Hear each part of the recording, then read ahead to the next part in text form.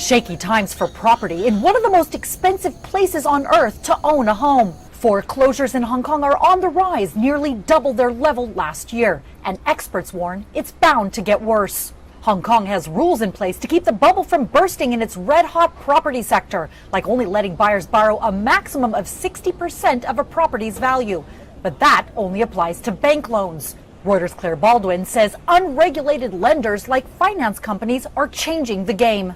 Finance companies are offering loans on very harsh terms at higher levels than are officially recognized by Hong Kong's de facto central bank. Just as a point of context, some of the finance companies will lend up to 90+% of the value of a property, which means that it's very, very easy for the value of that property to go underwater. Buyers are finding themselves in trouble as the economy slumps and their incomes take a hit.